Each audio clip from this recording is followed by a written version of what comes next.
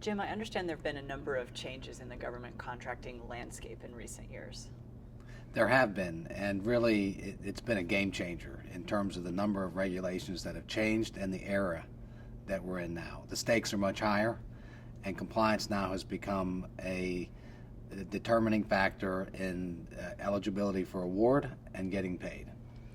What's giving rise to these changes, Suzanne? It really comes down to the transparency and the accountability, and that's not unique for government contractors. It's a pervasive change that has happened throughout industry. But contractors are under a microscope.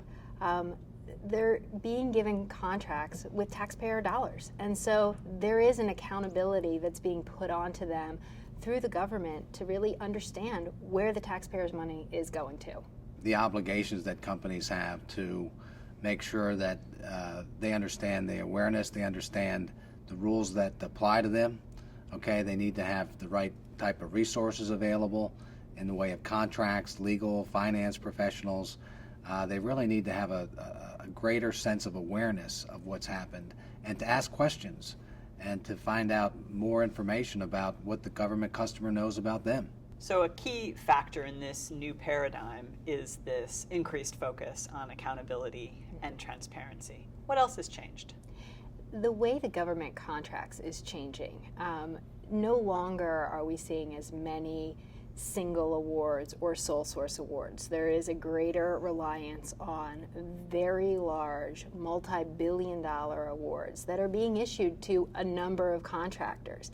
And there's a base period, and then there are option periods. So if you miss out on the original award, you're excluded from 5 to 10 years of potential revenue stream from a particular contract. In fact, government agencies are writing in compliance criteria right into the contracts. We're finding now that instead of compliance just being a block to check for purposes of whether or not a company can bid, compliance has now become an evaluation factor. So you can win or lose because of the status of your compliance systems. For example, there's a large multi-billion-dollar procurement that's out right now, and having an adequate accounting system is a criteria for award. In addition, other system requirements such as an estimating system and a government property system, having those be adequate are also a determination factor for winning more points in the overall award system for the competitive nature of the award. And it doesn't stop there. So that's just to qualify. Once you get a contract, you have to maintain these systems throughout the entire contract performance period.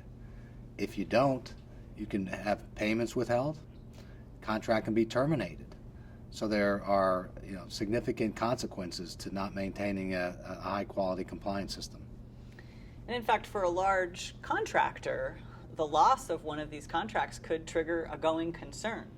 Many of these contractors right now, the medium-sized, small to medium-sized contractors, may only have 3 or 4 large contracts. They may only have 1 or 2. If they do not qualify for the rebid or the renewal of that contract, that can take away half or more of their backlog, and that's certainly a going concern issue.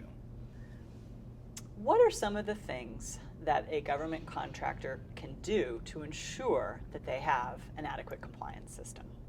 Well, I think the first thing they can do is take an inventory of the various systems that they have. So we have accounting system, estimating system, purchasing system, just as examples. And the first thing they can do is take an inventory internally as to what the status is of each of those systems. Have those systems been approved or not? Have they been audited recently? And then they need to go forward to their government customer.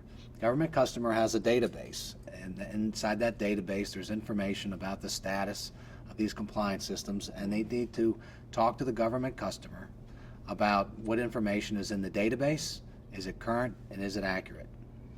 And not only knowing the status, but knowing if you even have the obligation to have a system review.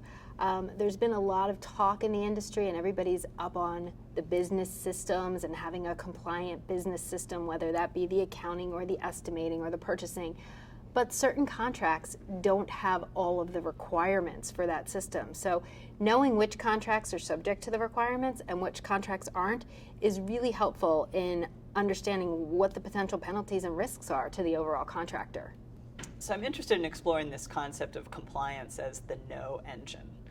The compliance organization could come up with alternatives as to how things can be done instead of just, you can't do it this way, but here's the alternatives. Now, those alternatives may require the company to get other resources and specialties to look at those alternatives to find out how they can be executed. But the key is knowing, well, there's more than one way to do things. And so if a company has to reorganize, for example, to pursue new markets, there are different ways that they can organize and restructure themselves. And so there may be different alternatives. So said another way, if you put your compliance organization in that goalie position, all they're going to do is return balls. If you invite them to join you on the offensive team, they can help as you're developing the strategy to develop effective compliance solutions. Exactly. They'll drive the ball forward. That's one way to help make compliance a competitive advantage. Exactly. So in this era of changing paradigms, it's now more than ever critical for government contractors to have effective compliance systems in place in order to ensure their short and long-term success. One of the things that it's important for contractors to do is to really closely monitor the red flags and to know what risks are out there from a compliance perspective and to develop an appropriate response. I think it's important to be proactive and monitoring, identifying the red flags. What's the status of those red flags? Making sure that potential issues are being resolved is important. The other thing is to make sure that the right resources are brought in. We need to make sure that we have contracts, legal, finance people, people who know how the government works in case there's an issue that has to be escalated. It's very critical to get the right resources. So that's a great thing that the compliance organization can do for itself. But the other thing that needs to be done is the overall outlook from the contractor's perspective of how the compliance organization can help you meet your strategic goals and objectives. If you have compliance in a defensive role, you need to elevate them to the offense. Have them help craft out the strategy and figure out how the contractor is going to get where you need to be. And that's a critical change that can really help elevate the role of compliance and help you achieve where the contractor wants to go in the future.